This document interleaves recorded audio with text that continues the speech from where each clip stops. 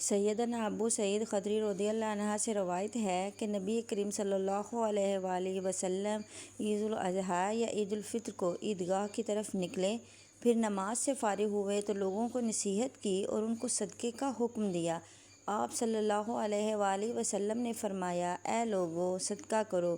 پھر آپ صلی اللہ علیہ وآلہ وسلم واپس عورتوں کی طرف تشریف لے گئے اور فرمایا، اے عورتوں کی جماعت صدقہ کرو، میں نے تمہاری اکثریت کو آگ میں دیکھا ہے۔ انہوں نے کہا، اے اللہ کے رسول کیوں؟ آپ صلی اللہ علیہ وآلہ وسلم نے فرمایا، تم اکثر لعن طعن کرتی رہتی ہو اور خامدوں کی ناشکری کرتی رہتی ہو۔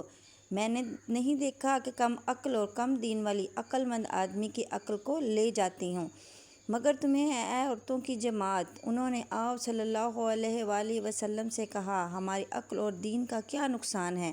آپ صلی اللہ علیہ وآلہ وسلم نے فرمایا، کیا عورت کی گواہی مرد کی گواہی کا نصف نہیں ہے؟ انہوں نے کہا، کیوں نہیں؟ آپ صلی اللہ علیہ وآلہ وسلم نے فرمایا، یہ تمہاری عقل کا نقصان ہے۔ اور کیا ایسا نہیں کہ جب عورت حائضہ ہوتی ہے تو نہ نماز پڑھتی ہے اور نہ روزے رکھتی ہیں؟ انہوں نے کہا، کیوں نہیں؟ آپ صلی اللہ علیہ وآلہ وسلم نے فرمایا، یہ تمہارے دین کا نقصان ہے۔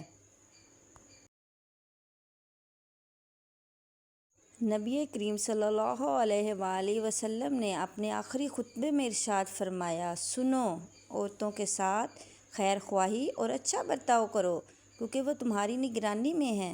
تمہارا اپنی بیویوں پر حق ہے اور تمہاری بیویوں کا تم پر حق ہے۔ ان کا تم پر حق یہ ہے کہ تم ان کے کھانے اور پہننے کا بہترین انتظام کرو، اور تمہارا ان پر حق یہ ہے کہ وہ تمہارے گھر میں کسی ایسے شخص کو نہ آنے دیں جسے تم ناپسند کرتے ہو۔